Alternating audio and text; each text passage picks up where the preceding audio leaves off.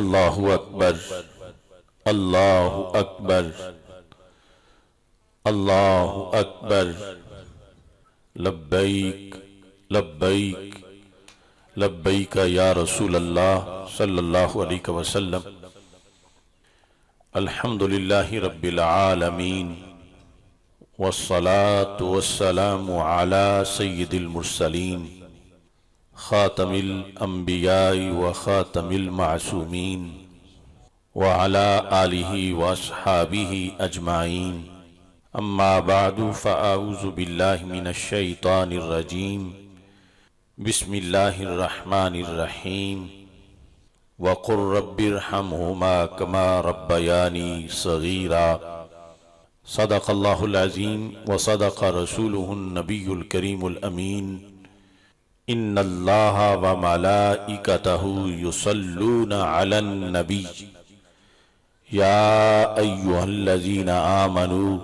صلوا علیہ وسلموا تسلیما الصلاة والسلام علیکہ یا سیدی یا رسول اللہ وعلى آلک واصحابک یا حبیب اللہ الصلاة والسلام علیکہ یا سیدی یا خاتم النبیین وعلى آلک واصحابک یا سیدی یا خاتم المعصومین مولاي صلی وسلم دائما ابدا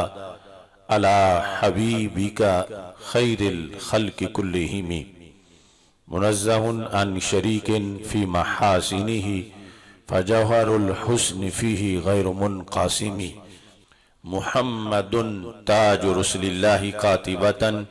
محمد صادق الاقوال والکلم محمد ذکرہ روح لانفسنا محمد شکرہ فرد علی الامم رب صلی وسلم دائما ابدا علی حبیبک خیر الخلق کلہم اللہ تبارک و تعالی جل جلالہ وعم نوالہ واتم برہانہ وعظم شانہ وجل ذکرہ وعز اسمہ کی حمد و ثناء اور حضور سرور کائنات مفخر موجودات زینت بزم کائنات دستگیر جہاں غم گسار زماں سید سروراں حامی بے کساں قائد المرسلین خاتم النبیین احمد مجتبی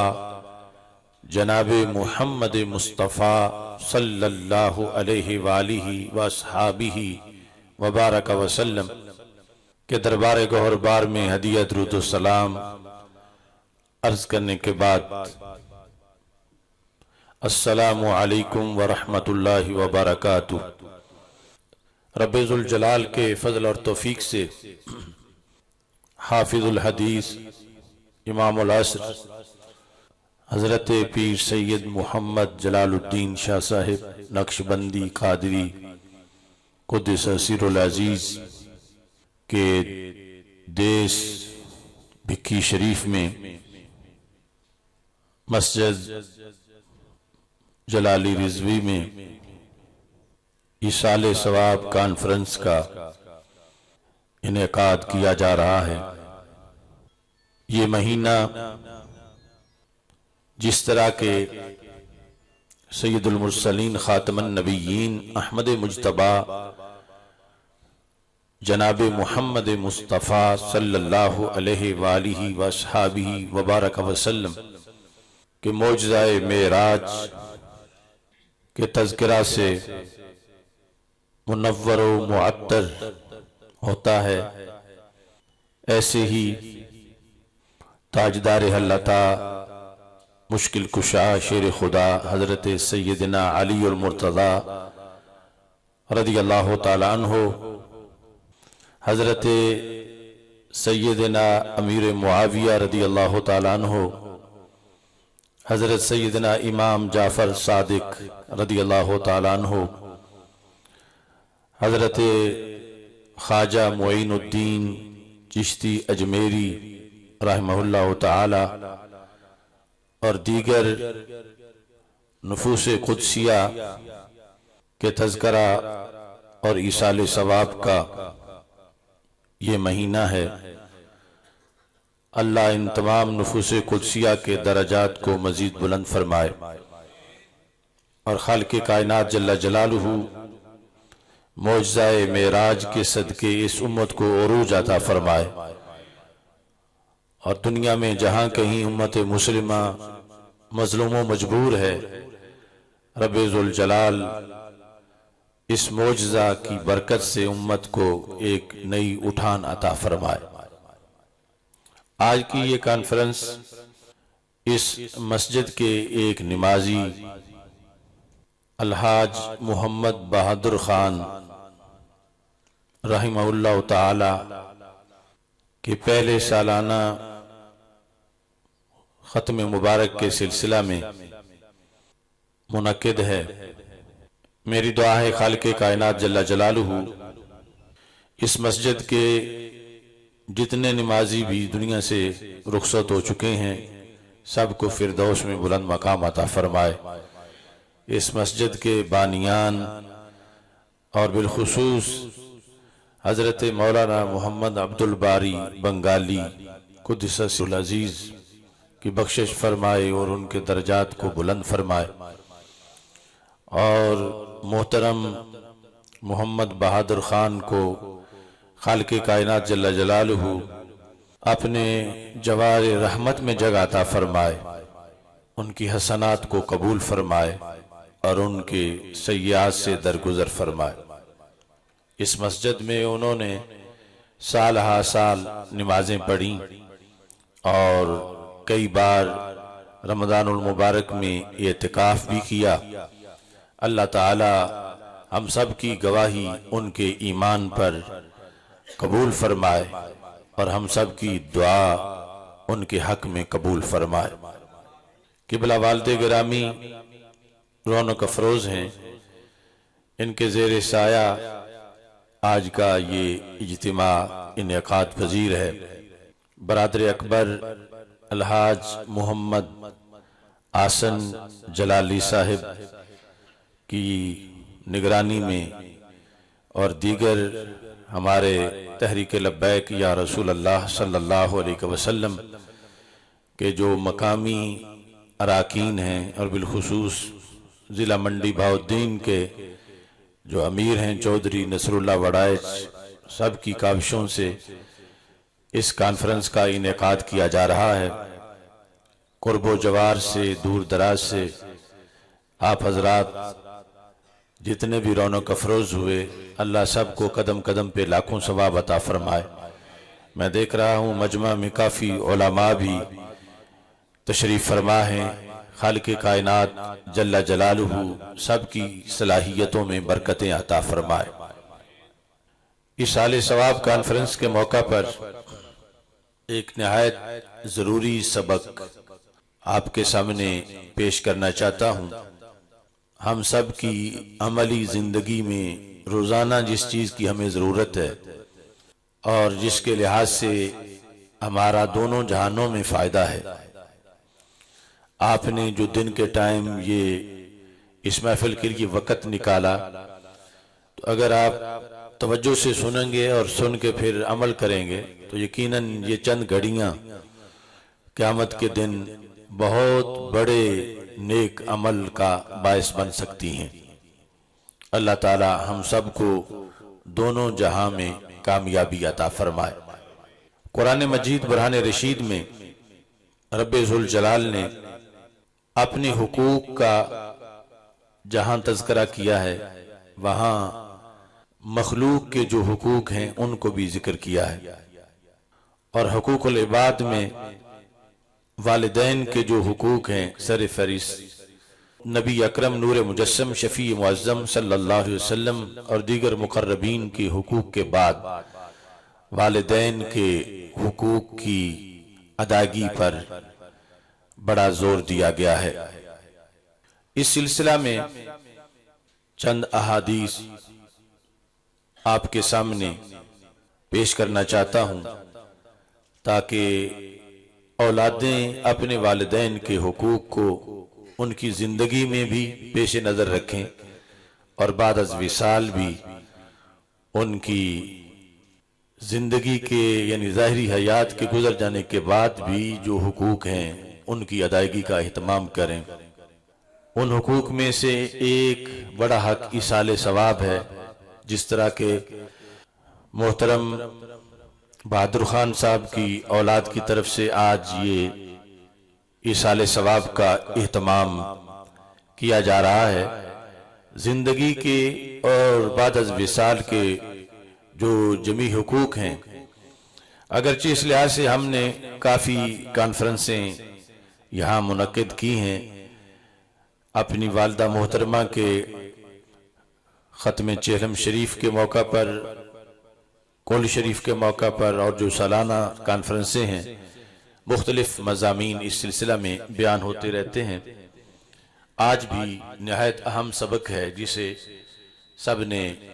اچھی طرح سمجھنا ہے اور اس پہ عمل کرنا ہے۔ نبی اکرم نور مجسم شفیع معظم صلی اللہ علیہ وسلم نے جن حقوق کا ذکر کیا جو بعد از وصال بھی باقی رہتے ہیں، فرمایا الصلاۃ علیہما والاستغفار لہما، کہ والدین کی نماز جنازہ میں جب وہ وقت آئے شرکت کرنا یہ اولاد پر اللہ کی طرف سے لازم کیا گیا ایک حق ہے، اور ہمیشہ ان کے لیے استغفار کرتے رہنا۔ جنازہ تو ایک بار ہوتا ہے، لیکن استغفار والدین کے لیے وہ ایک بندہ سال کے ہر مہینے کے ہر ہفتے کے ہر دن کی ہر گھڑی میں، یعنی جو بھی دعا کے اوقات ہیں ان میں حکم ہے کہ وہ یاد رکھے والدین کو اور ان کے لیے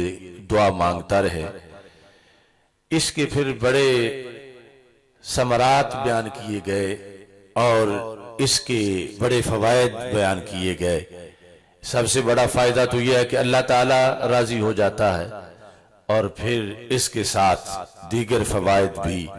کہ نبی اکرم صلی اللہ علیہ وسلم خوش ہوتے ہیں کہ میرے حکم پر میری امت میں یہ کام رائج ہوا۔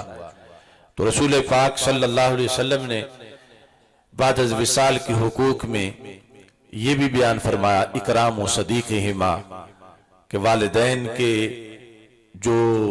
تعلق والے ہیں، دوست ہیں، والدہ کی جو سہیلیاں ہیں، والد کے جو دوست ہیں، ان کی عزت کرنا اور ان کا احترام بجا لانا، یہ بھی وہ حق ہے جو بعد از وصال باقی رہتا ہے، اور جس کی وجہ سے قبر والے خوش ہوتے ہیں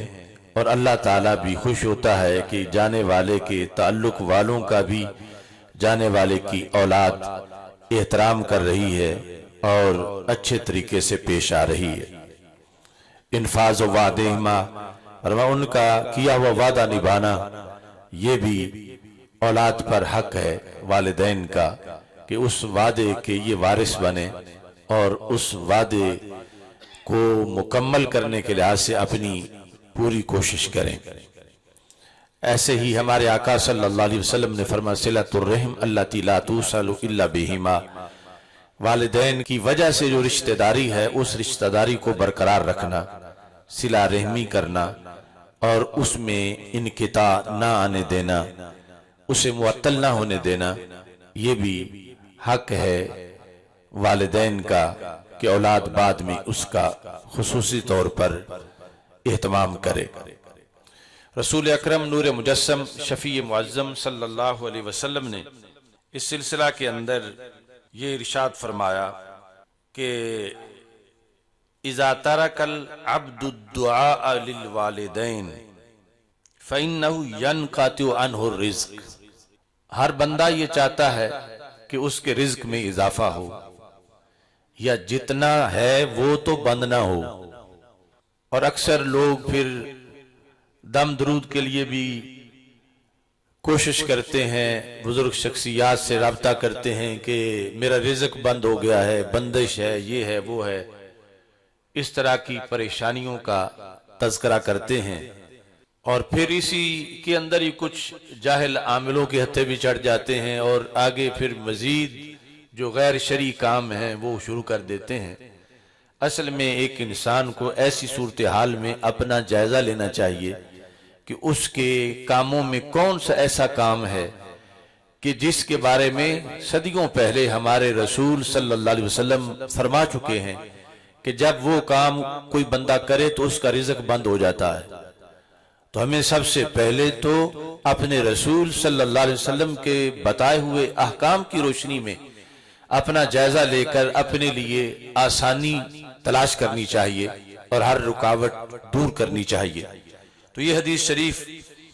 جو امام طبرانی نے روایت کی ہے، اور ایسے ہی اس حدیث شریف کو مسند فردوس میں بھی ذکر کیا گیا ہے۔ حضرت انس بن مالک رضی اللہ تعالیٰ عنہ رسول پاک صلی اللہ علیہ وسلم کے عظیم صحابی اس کو روایت کرتے ہیں،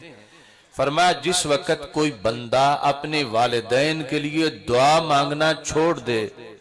تو اللہ اس کے رزق کو بند کر دیتا ہے۔ اب یہ سرکار کا فرمان ہے اور ہمارے فائدے کے لیے کتنا واضح سرکار کو یہ امت کی فکر ہے کہ میری امت خوشحال رہے۔ اب سرکار تو ہمارا بندوبست کر کے گئے ہیں، اگر ہم یہ حدیث سنتے ہی نہیں یا ہمارے علماء ہمیں سناتے ہی نہیں یا ہم سن کے پھر اس کو بھول جاتے ہیں یا اس پہ عمل نہیں کرتے تو ہمارے آقا صلی اللہ علیہ وسلم نے تو ہمارے مسائل حل کرنے میں کوئی کسر نہیں چھوڑی۔ سرکار تو مطلع کر کے گئے کہ جس وقت تمہیں ایسی صورتحال کا سامنا ہو تو تمہیں یہ دیکھنا چاہیے کہ کیا تم دعا مانگ رہے ہو اپنے والدین کے لیے یا دعا تم نے ترک کر دی ہے۔ اور اس میں ضروری نہیں کہ ان کا وصال ہو چکا ہو تو پھر ہی دعا کی جا سکتی ہے، وہ زندہ ہوں والدین پھر بھی دعا کی جائے، بعد از وصال بھی دعا کی جائے۔ زندگی میں زندگی کے لحاظ سے دعاؤں کی ضرورت ہے، اور گناہوں کی بخشش کی تو ہر وقت ہی دعا کی جا سکتی ہے، خواہ زندگی ہو ظاہری حیات کی یا بعد از وصال کی صورتحال ہو۔ تو ہمیں اپنے احوال کو دیکھتے ہوئے جب یہ جادو ٹونے والے لوگ ہیں ان کی طرف جانے کی بجائے ہرگز خود اپنا محاسبہ کرنا چاہیے اور اپنا احتساب کرتے ہوئے اگر کوئی اس سلسلہ میں کمی ہے تو پہلے اس کمی کو دور کرنا چاہیے، کیونکہ ہمارے آقا صلی اللہ علیہ وسلم نے رزق کے دروازوں اور والدین کے ساتھ حسن سلوک ان کا آپس میں بڑا تعلق بتایا ہے کہ جس وقت ایک بندہ والدین سے حسن سلوک کرتا ہے اس کی عمر میں بھی اضافہ ہو جاتا ہے، اس کی رزق میں بھی اضافہ ہو جاتا ہے۔ تو رزق کا اضافہ تو ہر بندے کو مطلوب ہے کہ میرے رزق میں اضافہ ہو، تو یہ کتنا آسان طریقہ ہے کہ جس میں اللہ بھی راضی ہوگا، اللہ تعالیٰ کے رسول صلی اللہ علیہ وسلم بھی راضی ہوں گے، والدین بھی خوش ہوں گے، اور بندے کا اپنا نامہ اعمال نیکیوں کا وہ بھی بھرے گا، اور ساتھ یہ ہے کہ اس کے رزق میں بھی اضافہ ہو جائے گا۔ اور اس رزق میں اضافے کے لحاظ سے یہ چیز بھی ذہن میں رکھیں کہ رزق کا اضافہ کئی وجوہ سے ہوتا ہے۔ ایک یہ ہوتا ہے کہ رزق حصی طور پر گننے میں یا دیکھنے میں بڑھ جاتا ہے کہ اس کی رقم، پیسے، مال میں ظاہری طور پر اضافہ ہو جاتا ہے۔ دوسرا رزق میں اضافہ یہ ہے کہ رزق جتنا بھی ہو اس میں برکت آ جاتی ہے، یعنی جہاں دوسرے لوگوں کا لاکھ کام کرتا ہے وہاں اس کا 1000 بھی کام کر جاتا ہے، یعنی اس وجہ سے بھی برکت آ سکتی ہے۔ کچھ لوگ صرف وہ گنتی کی برکت پر یقین رکھتے ہیں اور کہتے ہیں میں تو یہ کرتا ہوں اور پھر بھی رزق میں اضافہ نہیں ہوا، یعنی رزق میں اضافہ نحوست کے خاتمے سے بھی ہوتا ہے، نحوست کے ہٹ جانے سے بھی ہوتا ہے، مصیبتوں کے دفع ہو جانے سے بھی ہوتا ہے، مشکلات کے حل ہو جانے سے بھی ہوتا ہے۔ تو یہ کتنی بڑی چابی ہے ایک مومن کے پاس، اور یہ ہر کسی کے پاس نہیں۔ دعا مانگنے والا بھی مومن ہو اور اس کے والدین بھی مومن ہو تو پھر اس کے لیے ہمارے آقا صلی اللہ علیہ وسلم نے یہ سعادت رکھی ہے کہ جس کی بنیاد پر اتنا بڑا فائدہ اس کو ہوگا کہ جس وقت وہ دعا مانگے گا دروازے کھلے رہیں گے۔ اپنے والدین کے لیے جب دعا مانگنا بھول جائے گا، چھوڑ دے گا، تو پھر اس کے لیے یہ ہے کہ رزق کے دروازے معاذ اللہ بند ہو جائیں گے۔ یا اس میں کمی آئے گی، تنگی آ جائے گی، گھٹن ہوگی، تو ہمارے آقا صلی اللہ علیہ وسلم کے اس فرمان کے پیش نظر ایصال ثواب کا عقیدہ رکھنے والی اولاد اور پھر وہ کرنے والی، ایک فرقہ تو وہ ہے نا کہ جن کے نزدیک بس وہ جس طرح کے مقولہ بولتے ہیں مر گیا مردود، نہ فاتحہ نہ درود، مگر اہل سنت جو یقین رکھتے ہیں اس پر، اس حدیث کی روشنی میں، اگرچہ حدیث کسی نے آج پہلی بار سنی ہو، مگر ہمارے بزرگوں کا ہم پر یہ احسان ہے کہ انہوں نے ہمیں ایسا مسلک پکوا دیا ہے، ہماری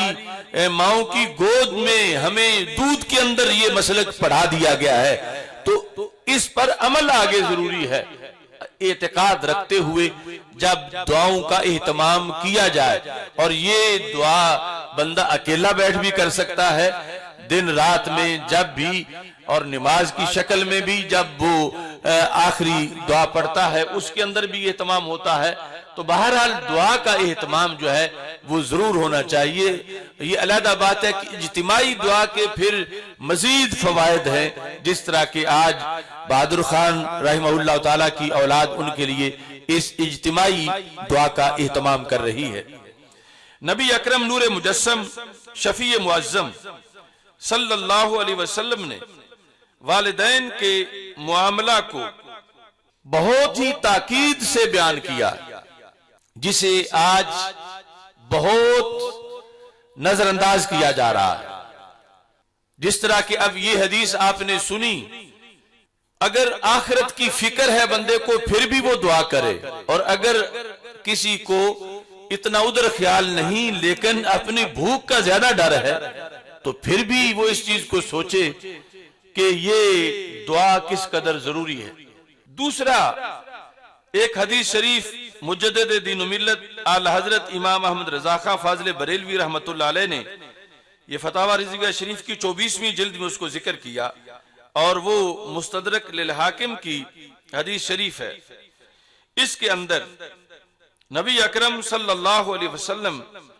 یہ ارشاد فرماتے ہیں، کل الذنوب یؤخر اللہ منها ما شاء الى یوم القیامہ، کہ معاذ اللہ جب کوئی بندہ گناہ کرتا ہے تو اللہ تعالیٰ کی مرضی ہے کہ اسے اسی وقت عذاب دے، یا عذاب اسے نہ دے اور عذاب کو مؤخر کرتا جائے زندگی کے آخر تک، یا پھر اس وقت بھی نہ دے اور قیامت کے دن دے، یا قیامت کے دن بھی رب جو چاہے شرک کے علاوہ معاملات وہ بخش سکتا ہے، بخش دے۔ مگر برے کاموں میں سے ایک کام کو رسول پاک صلی اللہ علیہ وسلم نے مستثنا کیا، پھر اس پر پکڑ رب فوری طور پہ کرتا ہے، کسی نہ کسی شکل میں اس گناہ کا عذاب قیامت تک لٹکایا نہیں جاتا، قیامت کو جو ہوگا وہ اور ہوگا، فوراً اس پہ ایک ایسا گناہ ہے کہ اس پہ اللہ کی طرف سے گرفت جلدی ہوتی ہے، اس میں تاخیر نہیں ہوتی۔ وہ کیا گناہ ہے؟ سرکار فرماتے ہیں وہ والدین کی نافرمانی ہے، کہ والدین کی نافرمانی پر بندے کے مرنے سے پہلے پہلے مواخذہ ضرور ہوتا ہے، یعنی مرنے سے پہلے تک تو مؤخر ہو سکتا ہے اسی دن مواخذہ ہو جائے، اسی سال ہو جائے، لیکن یوں نہیں ہو سکتا کہ زندگی میں نہ ہو اور قیامت تک معاملہ چلا جائے۔ مرنے سے پہلے ضرور اس بندے کو جو اس نے اپنے والدین کی نافرمانی کی اس کا خمیازہ اسے بھگتنا پڑے گا، باقی سب مقامات پر باغ ڈھیلی چھوڑ دی جاتی ہے اور بندہ جو ہے وہ اسے احساس ہی نہیں ہوتا کہ میں نے کتنے جرم کیے اور اسی طرح دنیا سے چلا جاتا ہے۔ مگر والدین کی نافرمانی والا جرم ایسا جرم ہے کہ اس کو سب سے جدا کر کے رسول اکرم صلی اللہ علیہ وسلم نے بیان کیا۔ آپ فرماتے ہیں کل الذنوب یؤخر اللہ منها ما شاء الى یوم القیامہ، ہر گناہ، یعنی وہاں یہ بھی ضروری نہیں کہ ضرور مؤخر ہی کرے، یعنی وہاں پالیسی عام ہے، اللہ چاہے تو مؤخر کرے چاہے تو مؤخر نہ کرے، وہاں یہ ہو سکتا ہے کہ مؤخر کر دے مگر الا عقوق الوالدین، فرمایا سوائے اس جرم کے جو والدین کی نافرمانی کا جرم ہے۔ یہ کیسا ہے؟ فرمایا فإن اللہ یعجلہ لصاحبہ فی الحیات قبل الممات، کہ جب یہ جرم ہوتا ہے تو پھر رب ذوالجلال اس جرم کے لحاظ سے مرنے سے پہلے اس بندے کو عذاب دے دیتا ہے۔ یعنی دوسرے میں ہو سکتا ہے کہ مرنے سے پہلے دے یا قیامت تک مؤخر ہو جائے۔ اس صورتحال میں کہ جو بندہ والدین کی نافرمانی کر رہا ہے، اس سلسلے میں جو اللہ کی پکڑ ہے، مرنے سے پہلے وہ ضرور آ کے رہے گی کسی نہ کسی صورت میں۔ اگر اس بندے نے اپنے والدین کو راضی نہیں کیا، اپنے والدین کی ناراضگی ختم نہیں کی، تو یہ سارے گناہوں میں سے اتنا بدترین گناہ ہے کہ رسول اکرم صلی اللہ علیہ وسلم نے فرمایا باقی کے بارے میں پکڑ تو رب چاہے تو اسی وقت کرے، زندگی ختم ہونے سے پہلے کرے یا قیامت کے دن مؤخر کر دے، یہ اس کی مرضی ہے۔ مگر اللہ نے اپنے حبیب علیہ السلام کو یہ بتا دیا ہے کہ یہ والدین کی نافرمانی والا جو جرم ہے، یہ گناہ موت سے پہلے اس پر اللہ عذاب دے گا اس بندے کو۔ تو اسے چاہیے کہ وہ جلدی اس ناراضگی کو ختم کرے یا پھر عذاب لینے کے لیے معاذ اللہ وہ تیار ہو جائے۔ اس سلسلہ میں پھر بندے کی آزمائش والدین کی زندگی کے لحاظ سے، ایک طرف تو وہ والدین کا پاس ہونا ایک سعادت اتنی بڑی ہے کہ یہ اپنے والدین کو پیار سے دیکھے تو اس کو مقبول حج کا ثواب ملے، اور یہ پھر وہی حج کا ثواب دن میں بار بار لے سکتا ہے کہ جس کے والدین زندہ ہوں۔ تو زندگی ان کی کتنی بڑی انسان کے لیے رحمت ہے۔ اور پھر وہ حدیث شریف کے ہمارے آقا صلی اللہ علیہ وسلم نے فرمایا کہ وہ بندہ کس قدر بد نصیب ہے کہ جو رمضان کا مہینہ تو پائے اپنے گناہ نہ بخشوا سکے، اور وہ کتنا بد نصیب ہے کہ جو والدین کو تو پائے، یعنی اپنے بڑے ہونے کی حالت میں والدین کا سایہ تو پائے مگر ان کی خدمت کر کے گناہ نہ بخشوا لے۔ تو پتہ چلا کہ والدین کا سایہ بھی انسان کی بہت بڑی خوش قسمتی ہے کہ ان کی خدمت سے گناہ بخشے جائیں گے۔ لیکن دوسری طرف آزمائش بھی ہے کہ انہی والدین کی نافرمانی جب کرے گا تو پھر ایسا جرم ہوگا کہ اس کا عذاب مرنے سے پہلے ضرور ملے گا اس بندے کو۔ اس بنیاد پر ہمارے آقا صلی اللہ علیہ وسلم نے یہ ارشاد فرمایا ہما جنتک و نارک، تیرے والدین تیری جنت بھی ہیں تیری دوزخ بھی ہیں۔ اگر والدین کے ساتھ تو نے حسن سلوک رکھا اور حسن سلوک کیا اور جو قرآن و سنت میں ان کے حقوق ہیں وہ بجا لایا تو مفت میں ہی تجھے گھر بیٹھے والدین بھی خوش ہوں گے، تجھے جنت بھی مل جائے گی، کہ گھر کے اندر ہی جنت کا بندوبست ہے، گھر کے اندر ہی جنت کا سامان ہے۔ اور دوسری طرف اگر تم نے قرآن و سنت کے جو احکام کی روشنی میں حقوق ہیں وہ ادا نہ کیے تو پھر وہی والدین معاذ اللہ انسان کی دوزخ کا باعث بن جائیں گے اور اس کے جہنم جانے کا سبب بن جائیں گے۔ تو انسان کی زندگی کے اندر یہ جو ہمارے لیے ہدایات ہیں، آج ہم حکومت کی طرف سے دی ہوئی ہدایات کی طرف متوجہ ہوتے ہیں کہ اتنی تاریخ تک یہ کر لو ورنہ یہ ہو جائے گا، تو سارے بڑے فکر مند ہوتے ہیں۔ تو جو ہدایات ہمیں ہمارے رسول صلی اللہ علیہ وسلم دے کے گئے ہیں اور ہماری ہی بہتری کے لیے ہیں، تو اور ہمیں آج وقت ہے، کل نہیں ہوگا۔ آج لے ان کی پناہ، آج مدد مانگ ان سے، کل نہ مانیں گے قیامت کو اگر مان گیا۔ جب دروازہ بند ہو گیا تو پھر تو بڑا مشکل ہو جائے گا۔ اس واسطے یہ دو حدیثیں جو بلکہ 3 میں نے آغاز میں بیان کی، ان کو پیش نظر رکھ کے اگلی گفتگو کو بھی آپ نے سننا ہے، اور یہ صرف ایک وقت پاس کرنے کے لیے نہیں کہ ایک جلسہ ہے تو اس میں کچھ نہ کچھ بیان ہو جائے تاکہ سب مل کے بیٹھے رہیں، وہ بیٹھنے کی نیت کا ثواب علیحدہ ہے، لیکن یہ جو ہم پہ فرض ہے علماء پر کہ علماء یہ قوم کو بتائیں کہ یہ دین کے رازدار ہیں، اگر یہ نہیں بتائیں گے تو ان پر گرفت ہوگی قیامت کے دن کہ تمہیں پتہ بھی تھا کہ لوگ اس طرح والدین کی نافرمانی کر کے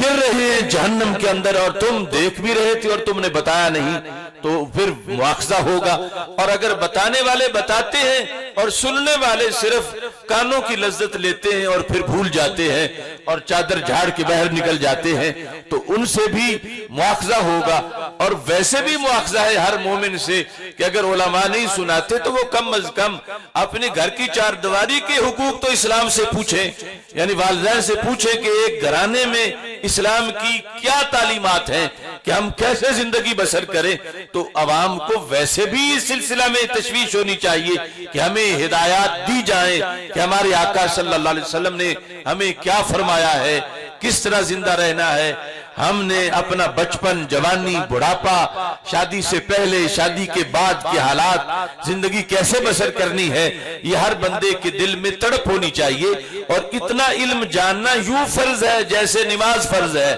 یعنی باقی مکمل عالم دین بننا تو فرض کفایہ ہے، مگر یہ جو ضروریات دین ہیں، یہ پڑھنا، پڑھانا اور سیکھنا اور جاننا اور اس پہ عمل کرنا، یہ تو نماز کی طرح فرض ہے۔ تو اگر ویسے نہیں بھی پتہ چل سکا کسی کو اور جب بتایا جا رہا ہے تو اب تو اس پر بہت جلد عمل ہونا چاہیے تاکہ ایک بڑا فائدہ ہم سب کو حاصل ہو سکے، اور یہ بھی پھر مرحوم کے نامہ اعمال میں بھی ثواب جائے گا کہ جب ان کے ایصال ثواب کی محفل میں یہ بیان کیا گیا تو اس بنیاد پر باعث تو ان کے ایصال ثواب کا پروگرام بنا جس کے ذریعے سے سب اکٹھے ہوئے اور پھر یہ باتیں بیان کی گئیں، یقیناً انہیں بھی اس کا ثواب جیسے ویسے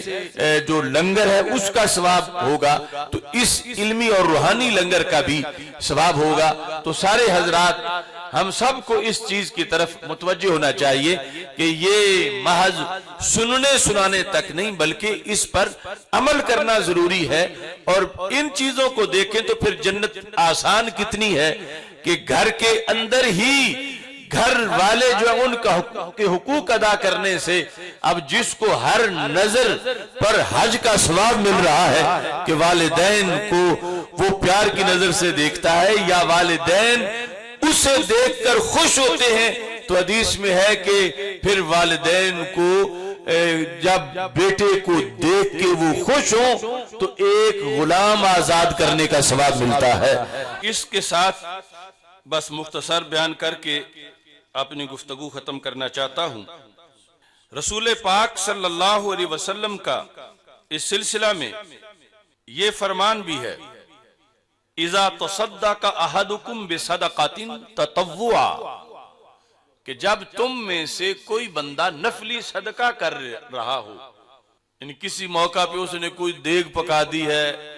کوئی جانور ذبح کیا ہے کہ لوگوں میں وہ گوشت تقسیم کر دے، نفلی صدقہ، تو یہ بھی سنی نظریے کی حمایت ہے۔ ہمارے آقا صلی اللہ علیہ وسلم فرماتے ہیں فَلْيَجْعَلْهَا عَنْ أَبَوَيْهِ، اسے چاہیے کہ وہ صدقہ کرتے وقت نیت کرے کہ میں اپنے والدین کی طرف سے کر رہا ہوں۔ فَلْيَجْعَلْهَا عَنْ أَبَوَيْهِ، اب یہ فائدہ ہے اسلامی معلومات ہونے کا، یعنی ایک بندہ اس کو اس حدیث کا پتہ نہیں ہے تو اب صرف اس کو ہی ثواب ملے گا ایک اس کی طرف سے صدقے کا، مثلا اس نے 100 روپیہ دیا ہے تو 100 کا ہی اسے ثواب ہوگا، لیکن جب وہ اپنے والدین کی نیت سے کرے گا کہ یہ میرے والدین کی طرف سے مسجد کے لیے ہے، بشرطے کہ نیت دکھلاوے کی نہ ہو، تو پھر 100 کا اسے ثواب ملے گا، 100 کا اس کے ابا جی کو ملے گا، 100 کا اس کی والدہ محترمہ کو ملے گا۔ اب یہ دین کے علم کا فائدہ ہے کہ چاہے تو بندہ 100 کا 100 لے، چاہے کہ بندہ پھر 100 کا 300 لے۔ تو یہ ہمیں شریعت بتا رہی ہے کہ جب بھی وہ صدقہ کرے تو وہ اسے اپنے والدین سے کرے گا تو خود بھی محروم نہیں رہے گا، یعنی اسے بھی اس کے نامہ اعمال میں بھی ثواب ہوگا اور ساتھ اس کے والدین جو ہیں ان کی طرف سے بھی ساتھ ثواب لکھا جائے گا۔ اور یہی ہوتا ہے ایصال ثواب۔ لوگ پوچھتے ہیں یہ کس طرح بھلا ہو جاتا ہے، کیا شریعت میں کوئی دلیل ہے کہ کام تم نے کیا فائدہ ان کو ہو جائے؟ تو یہ سرکار کی حدیث بتا رہی ہے کہ کام تم کرو گے فائدہ تمہارے والدین کو بھی ہو جائے گا، بلکہ حکم دیا کہ ان کی طرف سے کرو۔ جب تم صدقہ کرو، اذا تصدق احدکم بصدقۃ تطوعا، جو واجب فرض ہے وہ تو ویسے بندے پہ خود واجب فرض ہے، لیکن جو نفلی ہے فرمایا فَلْيَجْعَلْهَا أَمْ أَبَوَيْهِ، وہ صدقہ اپنے والدین کی طرف سے کرے۔ یہ طرف سے کرنا معاشرے میں سنی ہونا کہلاتا ہے۔ فَاجْعَلْهَا أَنْ أَبَوَيْهِ فَيَكُونُ لَهُمَا أَجْرُهَا، فَيَكُونُ لَهُمَا أَجْرُهَا، جو صدقہ کیا اس کا ثواب دونوں کے لیے ہوگا، والدین کے لیے۔ تو خود کہا گیا، سرکار فرماتے ہیں وَلَا يَنْقُسُ مِنْ أَجْرِهِ شَيْئًا، اس کے اجر سے ذرہ بھر بھی کم نہیں ہوگا، یعنی جتنا اسے ملے گا وہ تو ایک ذرہ بھی کم نہیں ہوگا۔ شیعہ یعنی شے کے لحاظ سے تمیز کی بنیاد پہ منسوب ہے، اور ادھر دوسری طرف جو ہے وہ پورے کا پورا والدین کو بھی مل جائے گا۔ تو یہ کتنا بندہ اپنے آپ سے ناراض ہے جو ایسی نیت نہیں کرتا،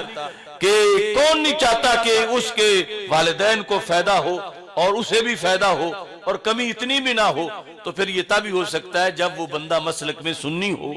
تو پھر اہل سنت ہونے کے لحاظ سے وہ اپنا بھی بھلا سوچ رہا ہے، اپنے والدین کا بھی، کہ جس وقت وہ ان کی طرف سے کر رہا ہے۔ اور یہ طبرانی موجم اوسط میں رسول پاک صلی اللہ علیہ وسلم کا فرمان ہے،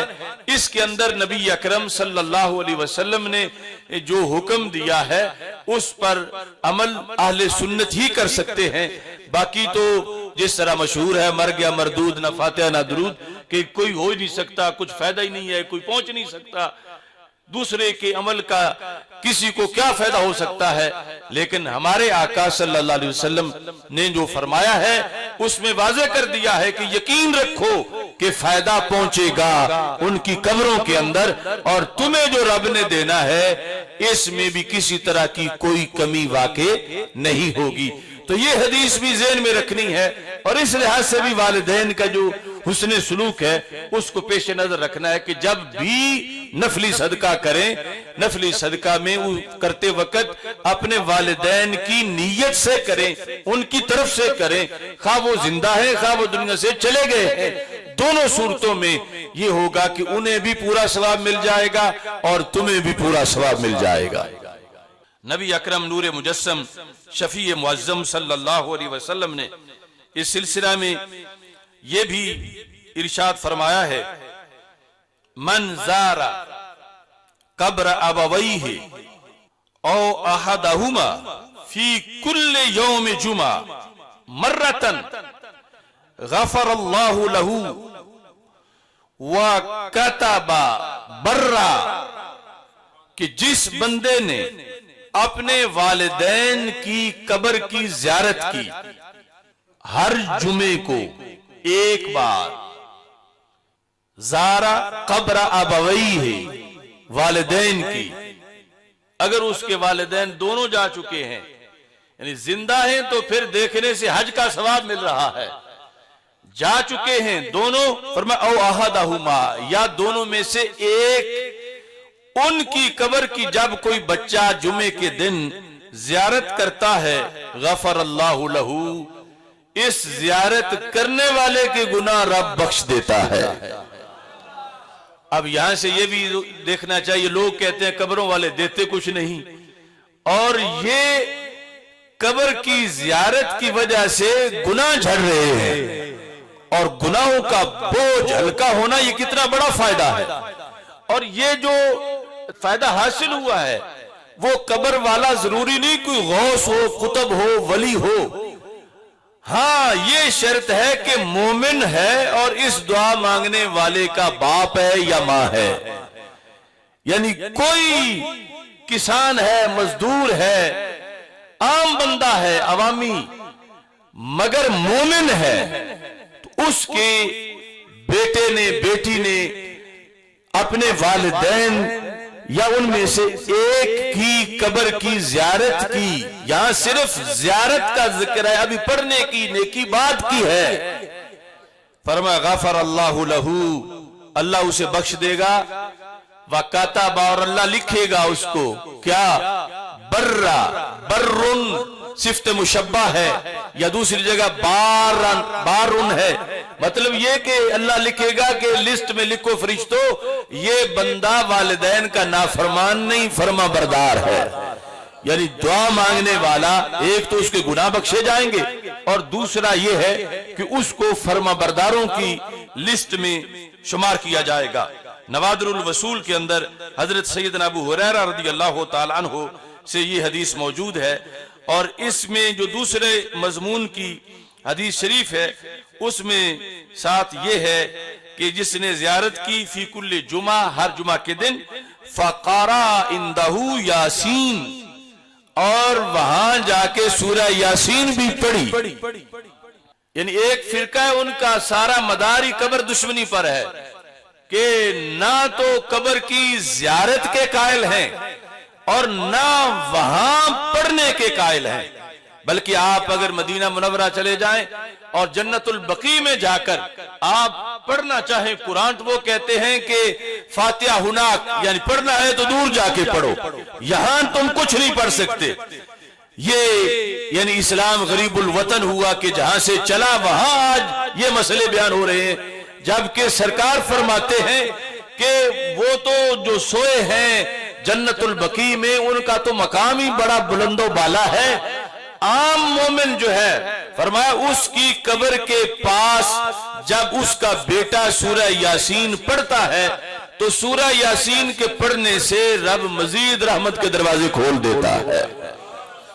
سورہ یاسین پڑھنے سے۔ تو اس بنیاد پر ہمیں چاہیے کہ ہم اس چیز کا بھی اہتمام کریں کہ والدین کی قبروں کو مت بھولیں،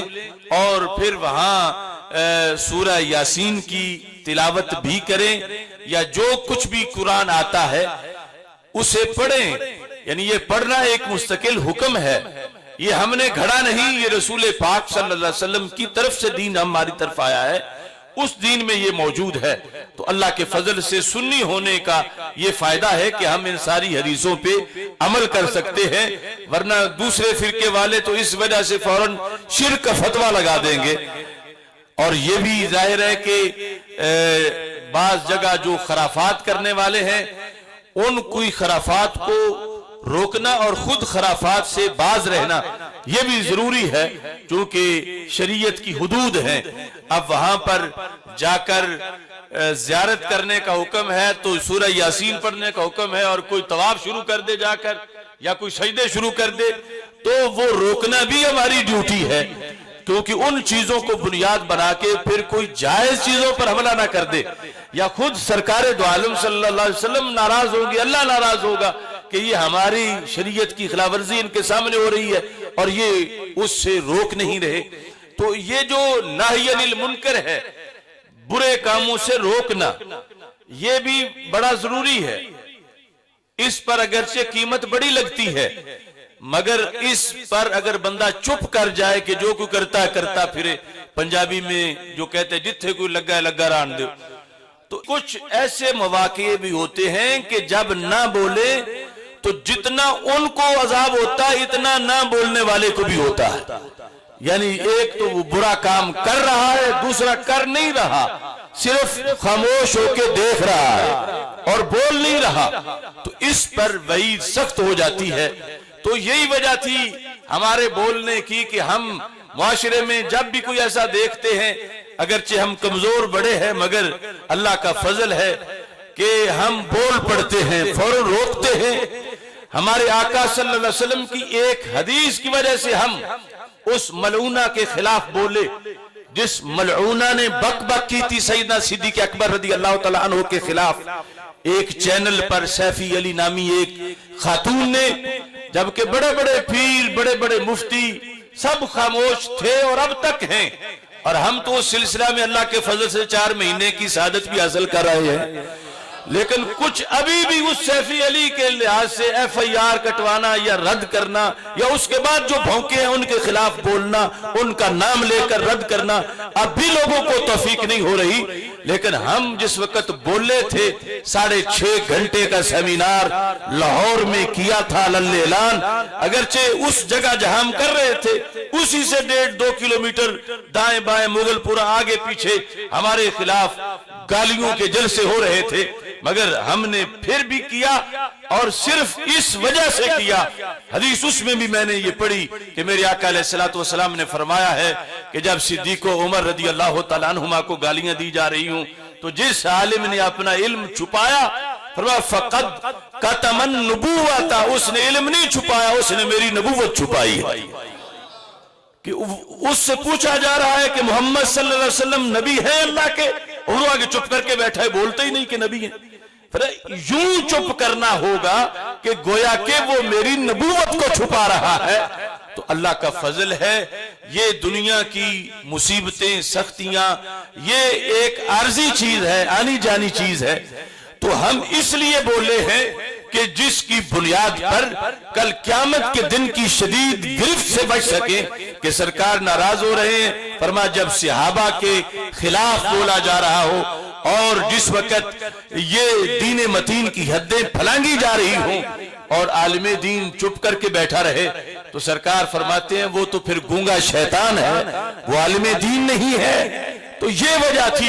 ہم نے مسئلہ معصومیت میں آواز بلند کی کہ رسول اکرم صلی اللہ علیہ وسلم کی ختم نبوت پہ حملہ کیا جا رہا تھا۔ ایک فرقے کی طرف سے سیدہ فاطمہ رضی اللہ تعالی عنہا کو من وجہ نبی کہہ کر ختم نبوت پہ حملہ ہو رہا تھا، تو ہم نے جیل میں جانا تو برداشت کر لیا، مگر سیدہ فاطمہ کو راضی رکھا، کیونکہ جب ان کو نبی کہا جائے تو وہ خود کیسے راضی ہوں گی جو ساری زندگی انہوں نے پہرا دیا کہ حضرت محمد مصطفیٰ صلی اللہ علیہ وسلم آخری نبی ہیں، ان کے بعد کوئی نبی نہیں ہو سکتا۔ تو اس بنیاد پر یہ معاشرے کی حالات آتے جاتے رہتے ہیں، ڈگمگاتے ہیں، پھسلتے ہیں بڑے بڑے لوگ، مگر یہ اللہ کا فضل ہے، رب جسے رب سنبھال لے اور جس کو رب امر بالمعروف اور نہی عن المنکر کی توفیق عطا کر دے، انشاءاللہ آخری سانس تک ہم سب نے یہ فریضہ سر انجام دینا ہے۔ اللہ تعالی ہم سب کا حامی و ناصر ہو۔ وآخر دعوایا ان الحمدللہ رب العالمین۔